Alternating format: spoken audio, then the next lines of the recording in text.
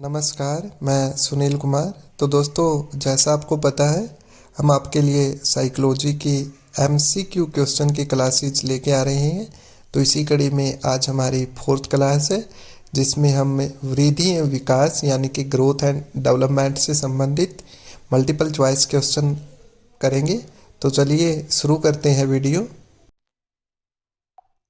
तो हमारा question first है, बाल विकास की कौन सी अवस्था में ओडिपस और इलेक्ट्रा जटिलता शुरू हो जाती है।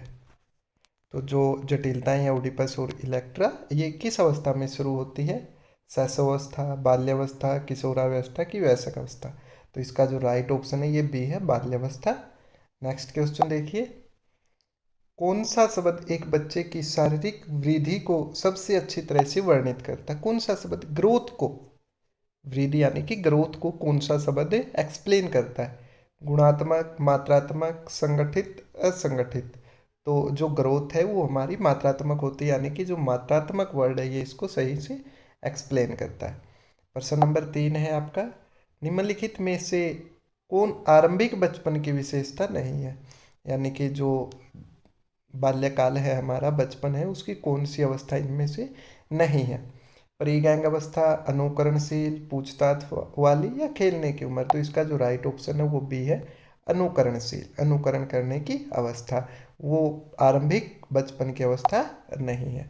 प्रश्न नंबर 4 है, बालक भौतिक से सामाजिक वास्तविकता की संकल्पना बनाता है, यह खालिस्तान का एक लक्षण है। कौन से विकास का ये एक लक्षण है जब बालक भौतिक से सामाजिक वास्तविकता की संकल्पना बनाता है?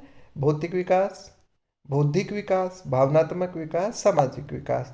तो इसका जो राइट ऑप्शन है वो बी है, बौद्धिक विकास।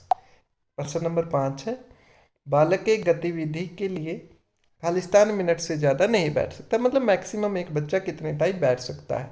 2 से 5 मिनट, 5 से 10 मिनट, 10 से 15 मिनट, कि 15 से 20 मिनट। तो जो इसका बी ऑप्शन है, 10 से 15 मिनट। ये 5 गलती से लिखा गया यहाँ पे, तो इसका क्या आ जाएगा, 10 से 15 मिनट। मतलब मैक्सिमम बच्चा 10 से 15 मिनट तक ही बैठ सकता है, इससे ज़्यादा टाइम वो नहीं बैठ सकता। प्रश्न नंबर 6 है आपका, आरंभिक कल्पनात्मक भय खालिस्तान की आयु तक गायब हो जाता है। जो प्रारंभिक काल्पनिक भय होता है वो किस उम्र तक गायब हो जाता है? 10 वर्ष, 14 वर्ष, 12 वर्ष, कि 16 वर्ष। तो जो आरंभिक भय है वो आपका, तो इसका राइट ऑप्शन आपका सी हो जाएगा, 12 वर्ष तक उसका जो काल्पनिक भय है वो दूर हो जाता है। प्रश्न नंबर 7 आपका, पूर्व बाल्यावस्था में विकास की अवधारणा क्या है? समय की अवधारणा, वजन की अवधारणा, स्वयं की अवधारणा, की जगह की अवधारणा। तो पूर्व बाल्यावस्था में जो स्वयं की अवधारणा यानी कि खुद की अवधारणा है, वही विकास की अवधारणा। प्रश्न नंबर 8 है, किशोरों का संज्ञानात्मक विकास क्या होता है? यौन परिवर्तन, शारीरिक अनुपात, समस्या को सुलझाना, गामक प्रदर्शन में वृद्धि। तो जो संज्ञानात्मक विकास है वो है आपका समस्या को सुलझाना। नेक्स्ट क्वेश्चन है, निम्नलिखित में से कौन सा किशोर में ऐसा लक्षण है जो उनके निर्णय लेने की क्षमता में बाधा डालता है? स्वचिंता, आलोचना, अमूर्त चिंता, की आदर्शवाद। तो इसका जो राइट ऑप्शन है वो आपका सी ही है, अमूर्त चिंता। प्रश्न नंबर 10 आपका, किशोरों में आत्मसम्मान निम्नलिखित वयस्क प्रतिक्रियाओं में से किसके द्वारा बढ़ाया जा सकता है? शिकायत करके, उनको डांट करके, प्रोत्साहित करके, कि अनुशासित करके। तो इसका जो राइट ऑप्शन है वो सी ही है, प्रोत्साहित करके।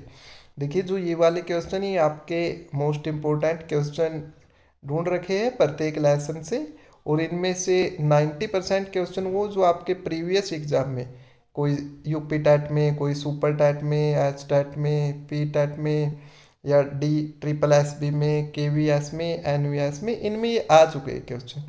तो मोस्ट ऑफ क्वेश्चन वही है, उसके अलावा कुछ एक दो जो इम्पोर्टेंट क्वेश्चन है वो आपके लिए है। तो प्रश्न नंबर 11 देखिए, अवधारणाओं का विकास मुख्य रूप से खालिस्तान का हिस्सा है, किसके अंदर आता है अवधारणाओं का विकास? तो जो अवधारणाओं का विकास है, बौद्धिक विकास, शारीरिक, संवेगात्मक, की सामाजिक। तो ये आपका बौद्धिक विकास के अंतर्गत आता है। नेक्स्ट है आपका, अधिकांश बालक अपनी मातृभाषा सीख लेते हैं किस उम्र तक? जो बच्चे वो अपनी मातृभाषा सीख लेते हैं, 4 वर्ष की आयु में, 1 वर्ष की आयु में, 6 या 2 वर्ष की आयु में। तो जो मोस्ट ऑफ चाइल्ड है वो आपके 4 वर्ष की आयु में मातृभाषा सीख लेते हैं। एक बच्चा ईर्ष्या का प्रदर्शन करता है, मतलब दूसरे से जो जलन का प्रदर्शन है वो किस उम्र में करता है?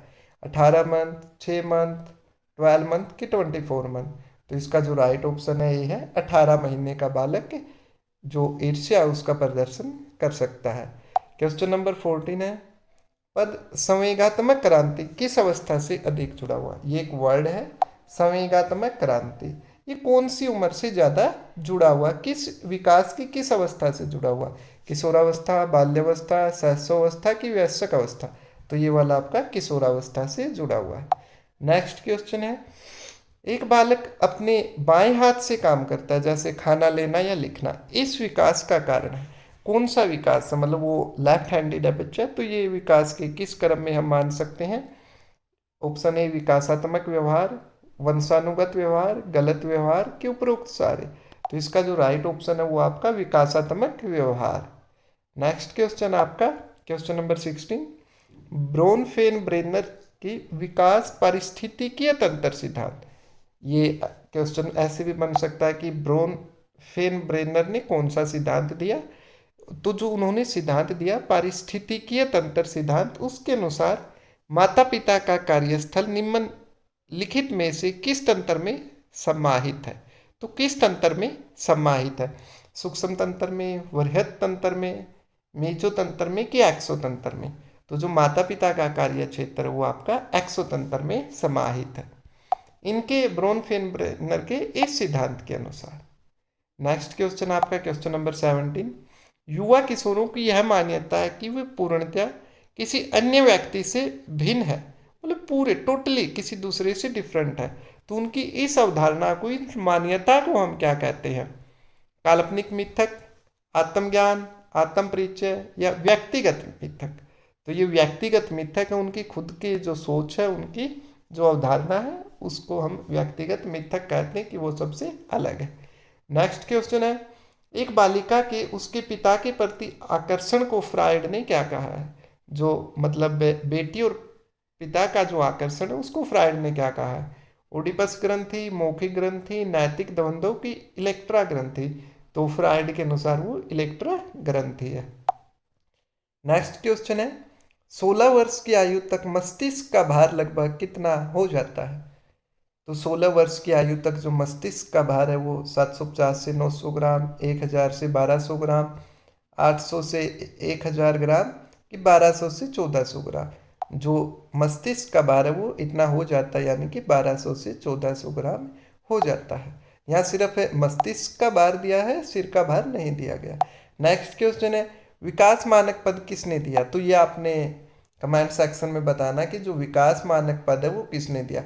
गैसेल ने दिया, कर्मीचल ने दिया, हरलोक ने कि हैवी गेस्ट ने?